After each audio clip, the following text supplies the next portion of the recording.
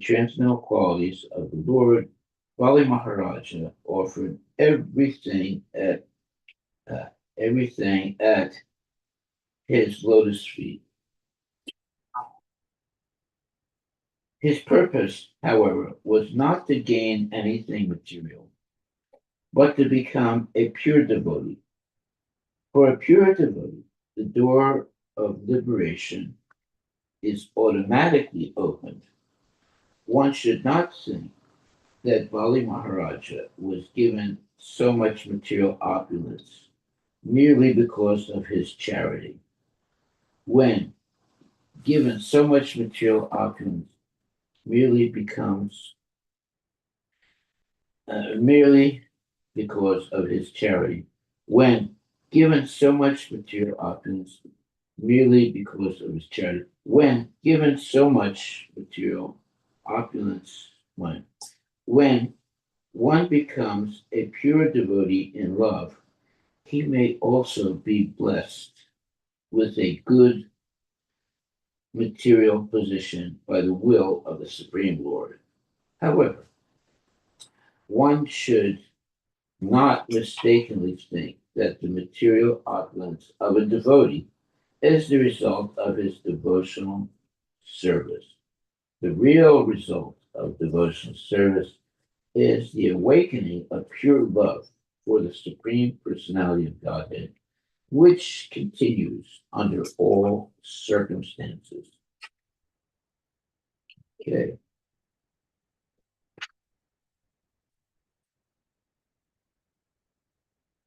Text number 20. If one who is embarrassed by hunger, or who falls down or stumbles, chants the holy name of the Lord even once, willingly or unwillingly, he is immediately freed from the reactions of his past deeds. Karmis entangled in material activities face many difficulties in the practice of mystic yoga and other endeavors to achieve that same freedom. Purport by His Divine Grace, Srila Prabhupada. It is not a fact that one has to offer his material possessions to the Supreme Personality of Godhead and be liberated before he can engage in devotional service. A devotee automatically attains liberation without separate endeavors. Bali Maharaja did not get back all his material possessions merely because of his charity to the Lord. One who becomes a devotee free from material desires and motives regards all opportunities, both material and spiritual, as benedictions from the Lord. And in this way, his service to the Lord is never hampered. Bhakti, material enjoyment, and mukti, liberation, are only byproducts of devotional service. A devotee need not work separately to attain mukti. Srila Bilmavangala Thakura said, Mukti Swayam Mukul Itanjali Sevate Saman. A pure devotee of the Lord does not have to endeavor separately for mukti, because mukti is already to serve him. In this regard, Chaitanya Charitamrita on Ankya 3 177 to 188 describes Haridas Thakura's confirmation of the effect of chanting the holy name of the Lord.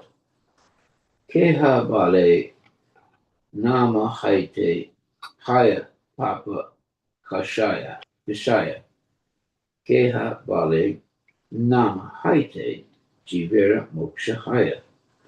Some say that by chanting the holy name of the Lord, one is freed from all reactions of sinful life. And others say that by chanting the holy name of the Lord, one attains liberation from material bondage. Haridasa kahena namera ei dui pala naya namera vale Krishna pade prema upajaya.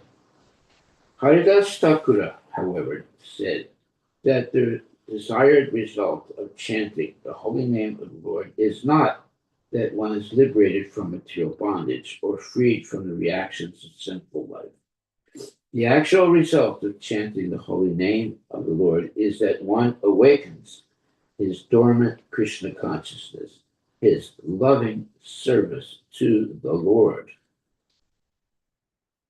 Anusangika Phala Namera Mukti Papa Nasa Tahara Distanta Distanta Yaiche Suryera Prakasa. Haridas Thakur said that liberation and freedom from the reactions of sinful activities are only byproducts of chanting the holy name of the Lord. If one chants the holy name of the Lord purely, he attains the platform of loving service to the Supreme Personality of Godhead. In this regard, Haridasa Thakura gave an example comparing the power of the holy name to sunshine. Eiso kera artha kara panditera gana sabe kahe tumi kaha artha vivarana. He placed a verse before all the learned scholars present, but the learned scholars asked him to state the purport of the verse. Haridasa kahena yaiche suryera udaya. Udaya nahaite aramba tamira haya kusaya. Haridas Thakur said that as the sun begins to rise, it dissipates the darkness of night, even before the sunshine is visible. Chora preta raksha sadira vaya haya nasa udaya hale dharma karma adi parakasa. Before the sunrise even takes place, the light of dawn destroys the fear of the dangers of the night, such as disturbances by thieves, ghosts, and rakshasas. And when the sunshine actually appears, one engages in his duties. Aiche namo dai rambole papa adira shaya udaya kaila krishna pade haya premodaya. Similarly, even before one's chanting of the holy name is pure, one is freed from all sinful reactions, and when he chants purely, he becomes a lover of Krishna. Mukti tucha pala haya namabasa haite ye mukti bhakta na laya say Krishna jahe dite. A devotee never accepts mukti, even if Krishna offers it. Mukti, freedom from all sinful reactions, is obtained even by namabasa, or a glimpse of the light of the holy name before its full light is perfectly visible. The namabasa stage is between that of nama aparada, or the chanting of the holy name with offenses, and pure chanting. There are three stages in chanting the holy name of the Lord. In the first stage, one commits 10 kinds of offenses while chanting. In the next stage, namabasa, the offenses have almost stopped, and one is coming to the platform of pure chanting. In the third stage, when one chants the Hare Krishna mantra without offenses, his dormant love for Krishna immediately awakens. This is the perfection. Text 21. Tad bhaktanam atmavatam sarvisam atmani atmada atmat yaiva.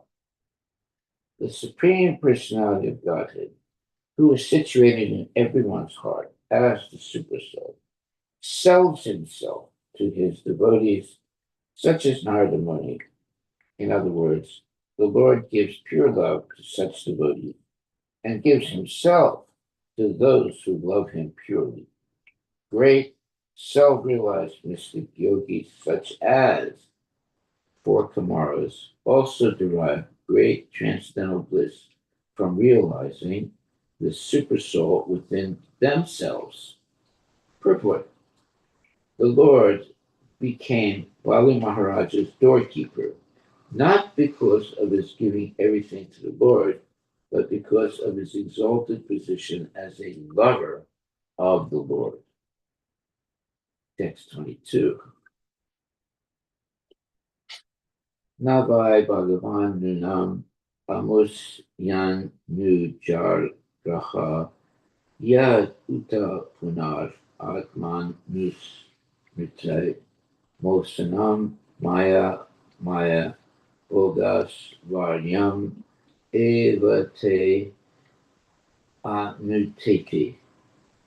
The Supreme Personality of Godhead did not award his mercy to Bali Maharaj by giving him material happiness and opulence, for these make one forget loving service to the Lord. The result of material opulence is that one no longer absorb his mind in the Supreme Personality of Godhead. Okay, gotta be careful of opulence, material opulence. Purport: there are two kinds of opulence. One, which results from one's karma and material, whereas is material, whereas the other is spiritual.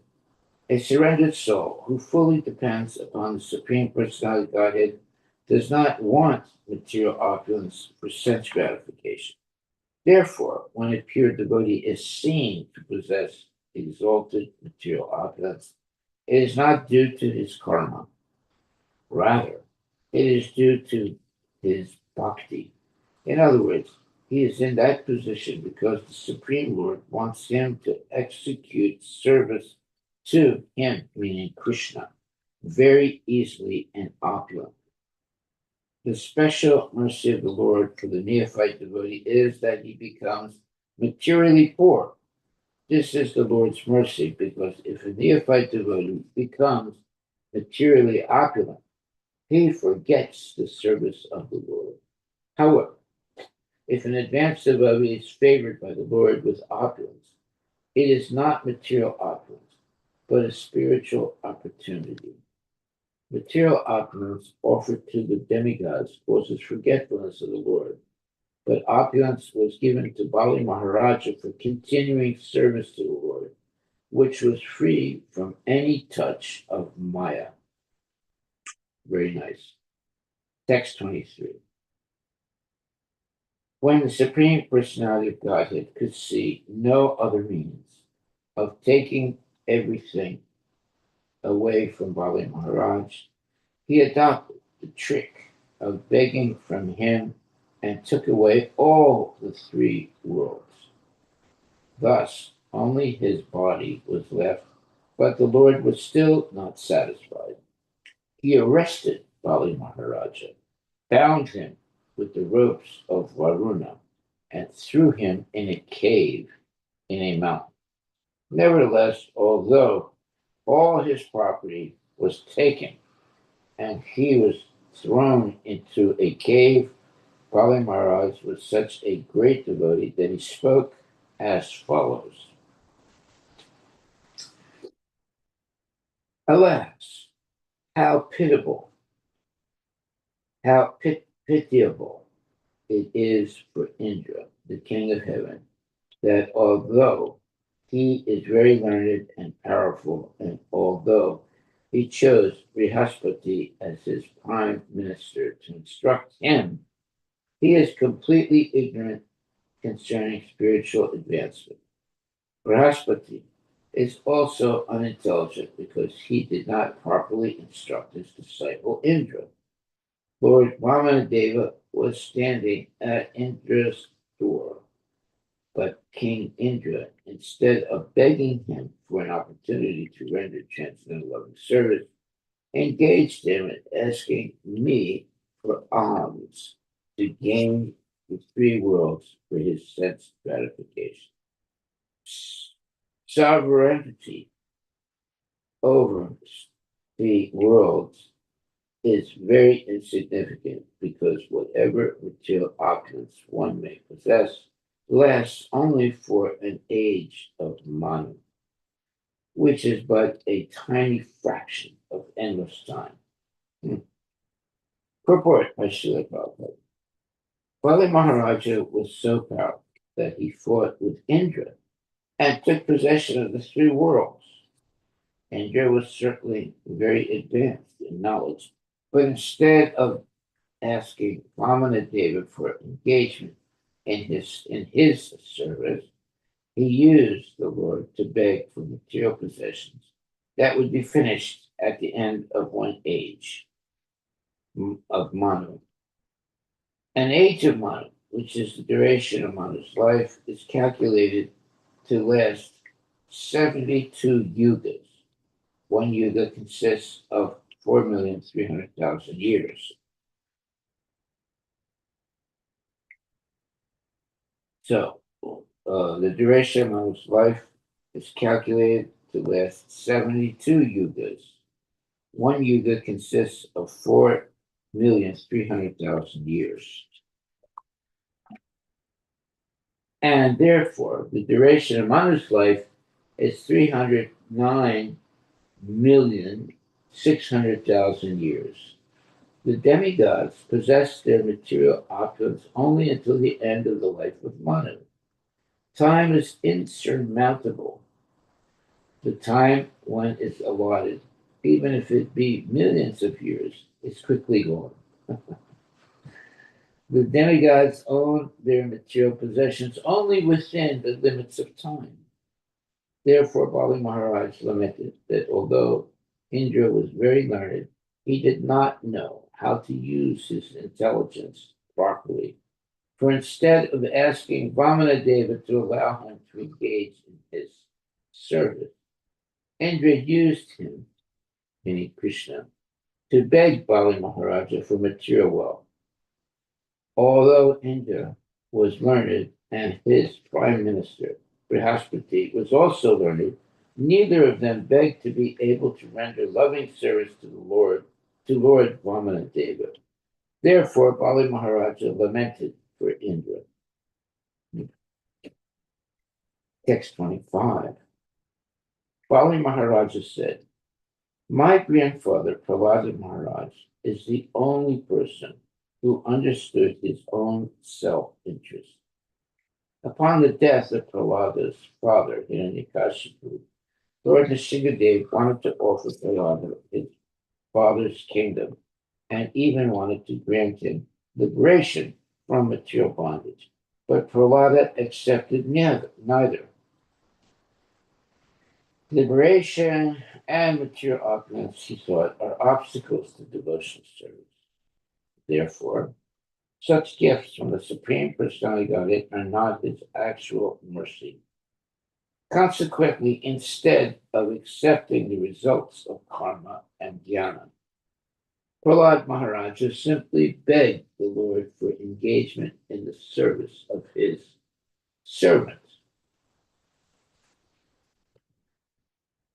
Purport, Sri Chaitanya Mahaprabhu has instructed that an unalloyed devotee should consider himself a servant of the servant of the servant of the Supreme Lord. Gopi Bhartur Pada Kamalayor Dasa Dasa Dasana Dasa.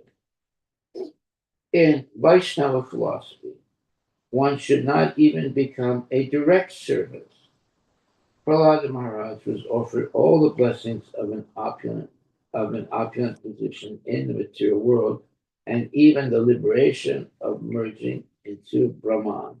But he refused all of this. He simply wanted to engage in the service of the servant of the Lord. Therefore, Bali Maharaja said that because his grandfather Prahlada Maharaja had rejected the blessings of the Supreme Personality of Godhead in terms of material opulence and liberation from material bondage, he truly understood his self interest. Well, his self interest is to completely surrender to Krishna, not ask for anything material. Text 26.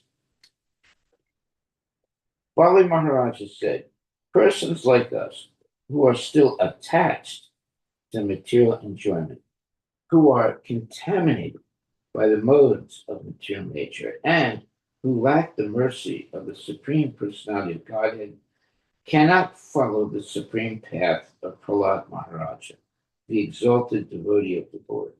Purport by Srila Prabhupada. It is said that for spiritual realization, one must follow great personalities like Lord Brahma, Devarsi Narada, Lord Shiva, and Prahlad Maharaja.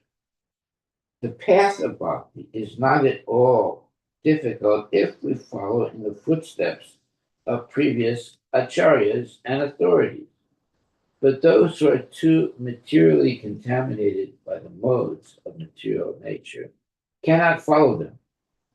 Although Bali Maharaja was actually following the path of his grandfather, because of his great humility, he thought that he was not. It is characteristic of advanced Vaishnavas following the principles of bhakti that they think themselves ordinary human beings. This is not an artificial exhibition of humility. A Vaishnava sincerely thinks this way and therefore never admits his exalted position. Yeah, he always remains very humble and doesn't take advantage of the fact of his exalted position. Text 27. Sukadeva Goswami continued, my dear king, how shall I glorify the character of Bali Maharaja, the Supreme Personality of Godhead, the Master of the three worlds, who is most compassionate to his own devotee, stands with the club in hand at Bali Maharaja's door. When Ravana, the powerful demon, came to gain victory over Bali Maharaja, Vamana Deva kicked him a distance of 80,000 miles with his big toe. Wow, beneath his big foot. I shall explain the character and activities of Bali Maharajas later in the 8th canto of Srimad Bhagavatam. Beneath the planet known as Sutala is another planet called Tala Tala, which is ruled by the Danava demon named Maya. Maya is known as the Acharya or master of all the Mayavis, who can invoke the powers of sorcery, meaning sorcery is what it's a type of power which is mundane.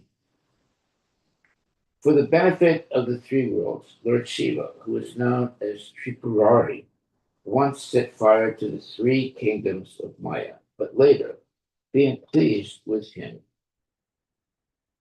he returned his kingdom. Since that time, Maya Danava has been protected by Lord Shiva, and therefore he falsely thinks that he need not fear the Sudarshana Chakra of the Supreme Personality of Godhead. Text 29. The planetary system below Tala Tala is known as Mahatala. It is the abode of many hooded snakes, descendants of Kadru, who are always very angry.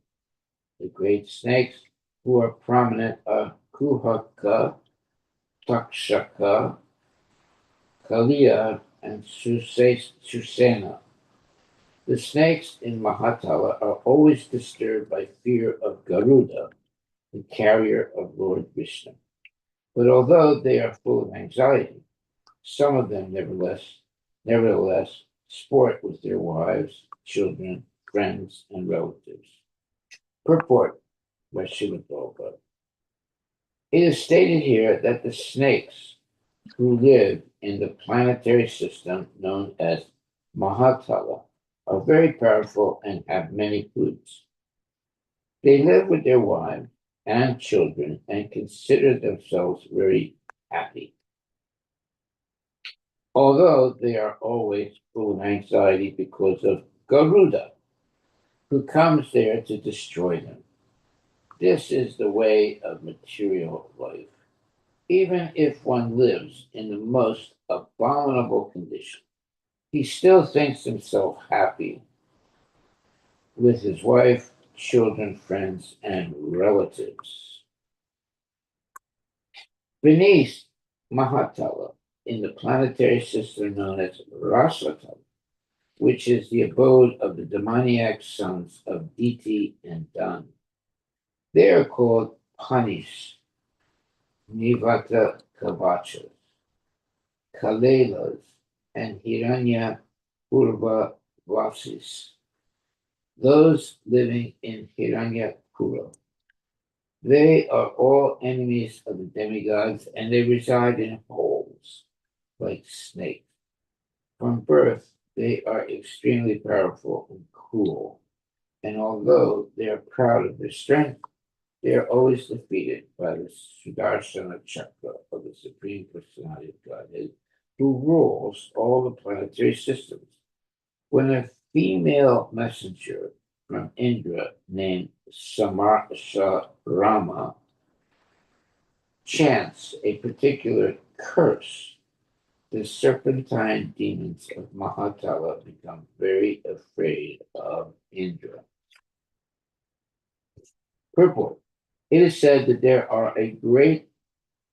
was a great fight between these serpentine demons and Indra, the king of heaven. When the defeated demons met the female messenger, Sarama, who was chanting a mantra, they became afraid, and therefore they are living in the planet called Rasatala. Text 31. Beneath Rasatala is another planetary system known as Patala or Nagaloka, where there are many demoniac serpents, the masters of Nagaloka, such as Sanka, Kulika, Mahasanka, Sveta, Dhananjaya, Drishtarashtra, Sakachuda, Kambala, Asvatara, and Devadatta. The chief among them is Vasuki. They are all extremely angry, and they have many, many hoods. Some snakes, 5 hoods, some 7, some 10, others 100, and others 1,000. These hoods are bedecked with valuable gems, and the light emanating from the gems illuminates the entire planetary system of Dula Swarga. Thus end the Bhaktivedanta purports of the 5th canto, 24th chapter of the Srimad Bhagavatam, entitled The Subterranean Heavenly Planets. Chapter 25. The Glories of Lord Ananta. Now we're going to get into something really good. In this chapter, Sukadeva Goswami describes Ananta, the source of Lord Shiva. Lord Ananta, whose body is completely spiritual, resides at the root of the planet Patala. He always lives in the core of Lord Shiva's heart, and he helps him destroy the universe. Ananta instructs Lord Shiva how to destroy the cosmos, and thus he is sometimes called Tamasi, or one who is in the mode of darkness. He is the original deity of material consciousness, and because he attracts all living entities, he is sometimes known as Sankarsana. The entire material world is situated on the hoods of Lord Sankarsana. From his forehead, he transmits to Lord Shiva the power to destroy this material world. Because Lord Sankarsana is an expansion of the Supreme Personality of Godhead, many devotees offer him prayers. And in the planetary system of Patala, all the suras, asuras, Gandharvas, Vidyadharas, and learned sages offer him their respectful obeisances. The Lord talks with them in a sweet voice. His bodily construction is completely spiritual and very, very beautiful. Anyone who hears about him from a proper spiritual master becomes free from all material conceptions of life. The entire material energy is working according to the plan of Anantadeva. Therefore, we should regard him as the root cause of the material creation. There is no end to his strength, and no one can fully describe him, even with countless mouths. Therefore, he is called Ananta, unlimited, being very merciful toward all living entities. He has exhibited his spiritual body. Sukadeva Goswami describes the glories of Ananta Deva to Maharaj Parikshit in this way. Yes, so this chapter 25 is entitled The Glories of Lord Ananta. Text 1. Sri Sukadeva Goswami said to Maharaj Parikshit, my dear king, approximately 240,000 miles beneath the planet Patala lives another incarnation of the Supreme Personality of Godhead. He is the expansion of Lord Vishnu, known as Lord Ananta or Lord Sankarsana. He is always in the transcendental position, but because he is worshipped by Lord Shiva, the deity of Tamo Guna, or darkness, he is sometimes called Tamasi. Lord Ananta is the predominating deity of the material mode of ignorance, as well as the false ego of all conditioned souls. Wow. When a conditioned living being thinks, I am the enjoyer, and this world is meant to be enjoyed by me, this conception of life is dictated to him by Sankarsana. Thus, the mundane conditioned soul thinks himself the supreme Lord. Okay, well, that's because they are completely fallen away from the tracks of Krishna consciousness. Uh,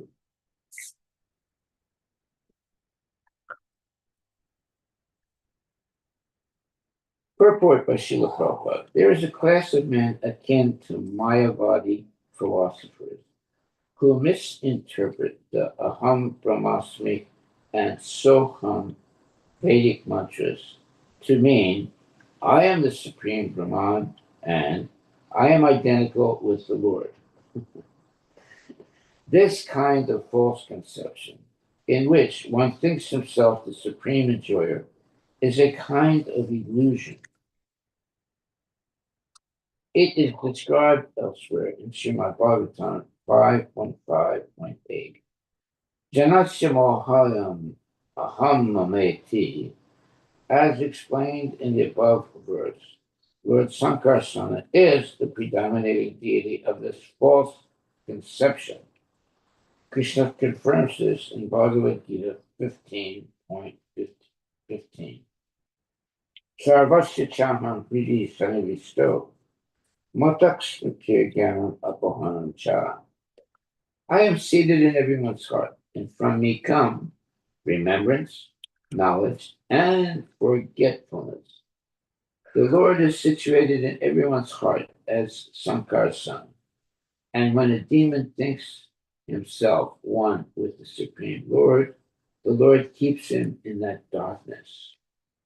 Although such a demoniac living entity is only an insignificant part of the Supreme Lord, he forgets his true position and thinks he is the Supreme Lord. Because this forgetfulness is created by Sankarsana, he is sometimes called Tamasi. The name Tamasi does not indicate that he has a material body. He is always transcendental, but because he is the super soul of Lord Shiva, who must perform tamasic activities, Sankarsana is sometimes called Tamasi. Text 2. Sukadeva Goswami continued, this great universe, situated on one of Lord Anantadeva's thousands of hoods, appears just like a white mustard seed. It is infinitesimal compared to the hood of Lord Ananta. Wow. Text 3. At the time of devastation, when Lord Anantadeva desires to destroy the entire creation, he becomes slightly angry. Then, from between his two eyebrows appears three-eyed Rudra, carrying a trident. This Rudra, who is known as Sankarsana, is the embodiment of the 11 Rudras, or incarnations of Lord Shiva. He appears in order to devastate the entire creation. Wow. Purport. In each creation, living entities are given a chance to close their business as conditioned souls. In other words, become completely Krishna conscious and go back to Godhead. When they misuse this opportunity and do not go back home, back to Godhead, Lord Sankarsana becomes angry.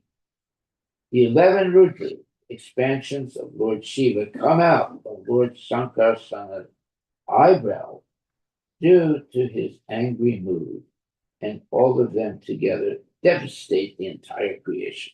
Wow. Text 4.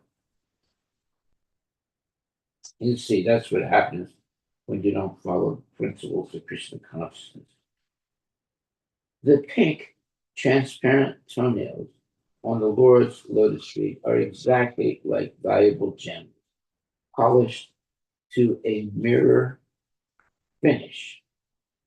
When the unalloyed devotees and the leaders of the snakes offer their obeisances to Lord Sankarsana with great devotion, they become very joyful upon seeing their own beautiful faces reflected in his toenails. Their cheeks are decorated with glittering earrings, and the beauty of their faces is extremely pleasing to see.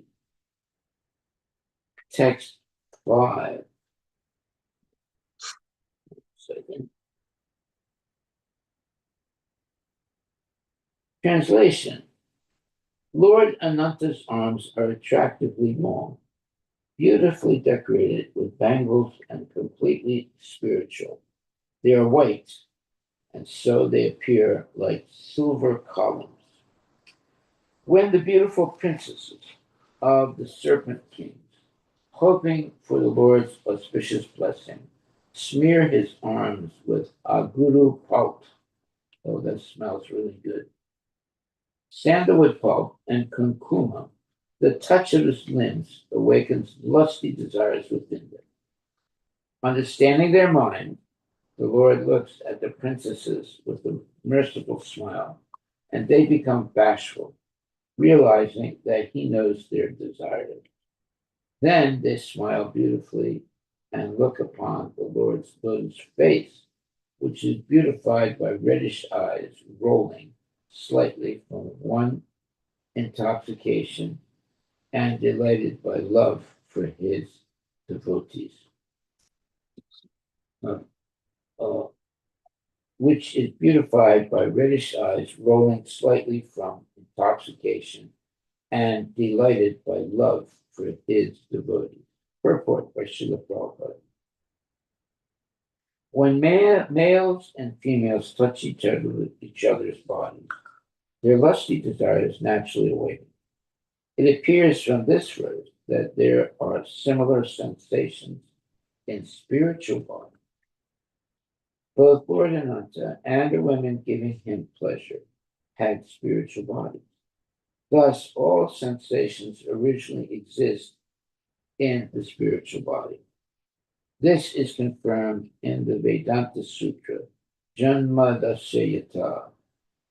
Srila Vishwanatha Chakravarti Thakura has commented on this connection that the word adi means adi rasa, the original lusty feeling, which is born from the supreme. However, spiritual lust and material lust are as completely different as gold and iron. Only one who is very highly elevated in spiritual realization can understand the lusty feelings exchanged between Radha and Krishna, or between Krishna and the damsels of Vraja. Therefore, unless one is very experienced and advanced in spiritual realization, he is forbidden to discuss the lusty feelings of Krishna and the gopis. However, if one is a sincere and pure devotee, the material lust in his heart is completely vanquished, and he discusses the lusty feelings between the gopis and Krishna, and he makes quick progress in spiritual life. That's very interesting.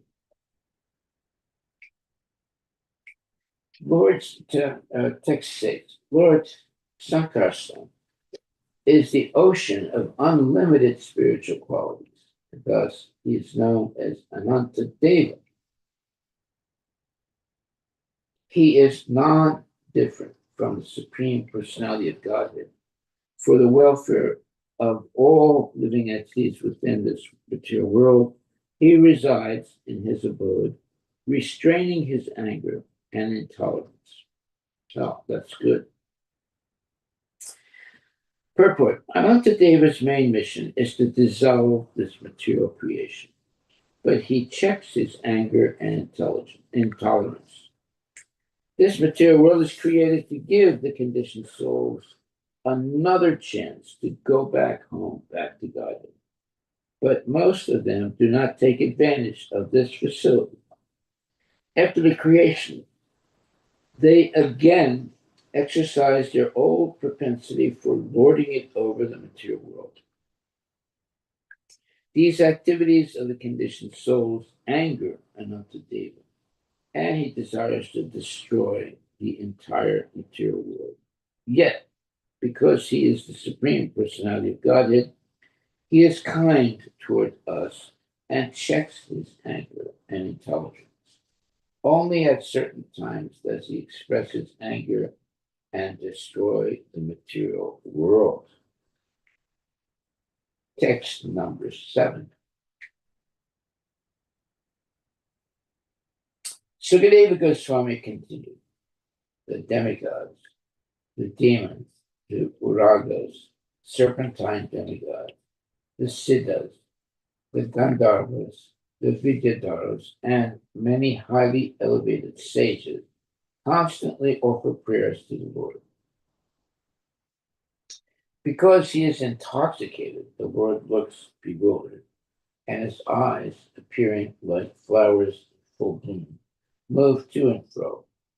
He pleases his personal associates, the heads of the demigods, by the sweet vibrations emanating from his mouth. Dressed in bluish garments and wearing a single earring, he holds a plow on his back, with his two beautiful and well constructed hands. Appearing as white as the heavenly King Indra, he wears a golden belt around his waist and a Vajayanti garland of ever fresh tulsi blossoms around his neck. Bees, intoxicated by the honey like fragrance of the tulsi flowers, hum very sweetly around the garland, which thus becomes more and more beautiful. In this way, the Lord enjoys his very magnanimous pastime. Okay, text number 8. If persons who are very serious about being liberated from material life hear the glories of Anantadeva from the mouth of a spiritual master in the chain of disciplic succession, and if they always meditate upon Sankarsana, the Lord enters the cores of their hearts,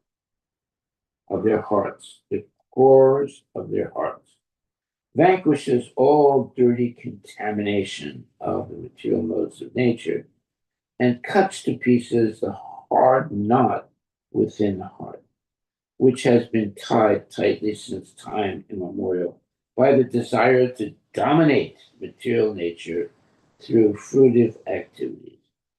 Narada Muni, the son of Lord Brahma, always glorifies Anantadeva in his father's assembly. There he sings blissful verses of his own composition, accompanied by his stringed instrument, for at a celestial singer,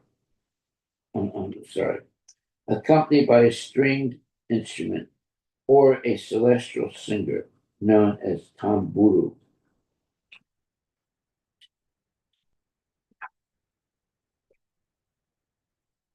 Purports. None of these descriptions of Lord Ananta are imaginary. They are all transcendently blissful and full of actual knowledge. However, unless one hears them directly from a bona fide spiritual master in the line of disciplic succession, one cannot understand them. This knowledge is delivered to Narada by Lord Brahma, and the great saint Narada, along with his companion Tunguru, distributes it all over the universe. Sometimes the Supreme Personality of Godhead is described as Uttama Sloka, one who is praised by beautiful poetry. Narada composes various poems to glorify Lord Ananta, and therefore the word Samslokyayam Asa, praised by selected poetry, is used in this verse. Praised by selected poetry. The Vaishnavas in the Gaudiya Sampradaya belong to the disciplic succession stemming from Lord Brahma. Lord Brahma is the spiritual master of Narada.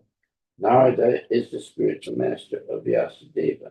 And Vyasadeva wrote the Srimad Bhagavatam as a commentary on the Vedanta Sutra. Therefore, all devotees in the Gaudiya Sampradaya accept activities of Lord Ananta by Therefore, all devotees in the Gaudiya Sampradaya accept the activities of Lord Ananta related in the Srimad Bhagavatam as authentic, and they are thus benefited by going back home, back to Godhead. The contamination in the heart of a conditioned soul is like a huge accumulation of garbage created by the three modes of material nature, especially the mode of rajas, passion, and tamas, ignorance. This contamination becomes manifest in the form of lusty desires and greed for material possessions. As confirmed herein, unless one receives transcendental knowledge in cyclic succession, there is no question of his becoming purified of this contamination. Okay, one must receive transcendental knowledge into cyclic succession. Otherwise, there's no question of his becoming purified of this contamination. Well, that means you have to have a guru. Otherwise, you'll not become purified. Text 9. By his glance, the Supreme Personality Godhead enables the modes of material nature to act as the causes of universal creation, maintenance, and destruction. All that just by his glance. The Supreme Soul is unlimited and beginningless, and although he is one, he has manifested himself in many forms. How can human society understand the ways of the Supreme? That's a very good question. That's a rhetorical question. It's going to be answered. Purport. From Vedic literature, we learn that when the Supreme Lord glances, sa aikshata, over the material energy, the three modes of material nature become manifest and create material variety. Before he glances over the material energy, there is no possibility of the creation, maintenance, and annihilation of the material world. The Lord existed before the creation, and consequently, he is eternal and unchanging. Therefore, how can any human being, however great a scientist or philosopher he may be, understand the ways of the Supreme Personality of Godhead? The following quotations from Chaitanya Charitamrita, Chaitanya Bhagavata, Adi Kanda 1.48 to 52 and 1.58 to 69, tell the glories of Lord Ananta. Ki Brahma, Ki Seva, Ki Sanakadi Kumara, Vyasa Sukha Naradadi, Bhakta Nama Yantra. Lord Brahma, Lord Shiva, the four Kumaras, Sanaka, Sanatana, Sanandana, and Sanat Kumara, Vyasadeva, Sukadeva Goswami, and Narada are all pure devotees, eternal servants of the Lord. Sabara Pujita Sri Ananta Mahasaya, Sahasra Vadana Prabhu Bhakti Rasam Maya. Lord Sri Ananta is worshipped by all the uncontaminated devotees mentioned above. He has thousands of hoods and is the reservoir of all devotional service. Adi Deva Mahayogi Ishwara Vaishnava Mahimara Anta Inha Na Janai Sava. Lord Ananta is the original person and the great mystic controller. At the same time, he is a servant of God, a Vaishnava. Since there is no end to his glories, no one can understand him fully. Sevana Sunila, Eve Suna Da Purava, Atma Tantre Yena Mate Vaisena Patala. I have already spoken to you of his service to the Lord. Now hear how the self-sufficient Anantadeva exists in the lower planetary system of Patala. Shri Narada Gosani Tamburu Kari Sange, De Yasya Gayana Brahma Sani Sloka Vande. Bearing his stringed instrument, the tamburu, on his shoulders, the great sage Narada Muni always glorifies Lord Ananta. Narada Muni has composed many transcendental verses in praise of the Lord. Sisti Stati Prayasat Vadi Yata Guna Yanra Kristi Pate Haya Ya Puna Puna. simply due to the glance of Lord Ananta. The three material modes of nature interact and produce creation, maintenance, and annihilation. These modes of nature appear again and again. Advitiya Rupa Satya Anadi Mahatva Tatapi Ananta Haya Ke Uche Se Tattva. The Lord is glorified as one without a second, and as the supreme truth, who has no beginning. Therefore, he is called Ananta Deva, unlimited, who can understand him. Suda Sattva Murti Prabhu Dharena Karunaya Ye Vigrehe Sabara Prakasa Suli Laya. His form is completely spiritual, and he manifests it only by his mercy. All the activities in his material world are conducted only in his form. Yahara Taranga Siki Simha Mahavali Nija Jana Mano Ranje Hana Kutuhali. He is very powerful and always prepared to please his personal associates and devotees. Yeyananta Namera Shravana Sankirtane Ye te mate kene nahi bole ye te jane.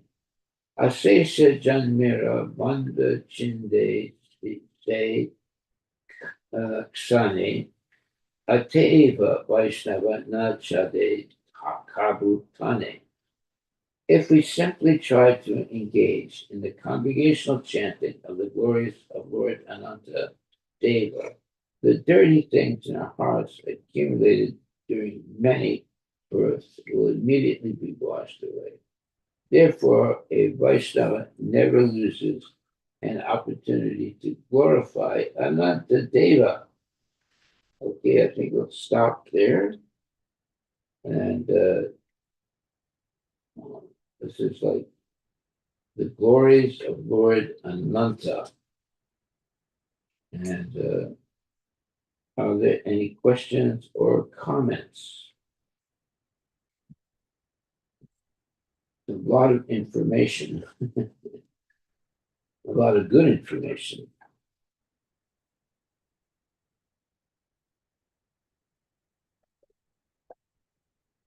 Okay, our takeaway for today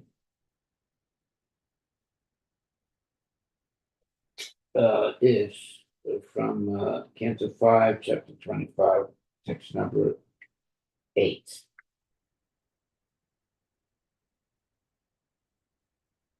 The Vaishnavas in the Gaudiya Sampradaya belong to the disciplic succession stemming from Lord Brahma.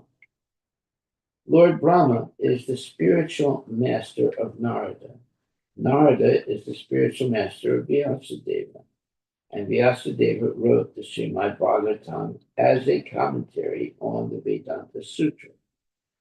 Therefore, all devotees in the Gaudiya Sampradaya accept the activities of Lord Ananta related in the Srimad Bhagavatam as authentic, and they are thus befitted by going back home, back to Godhead.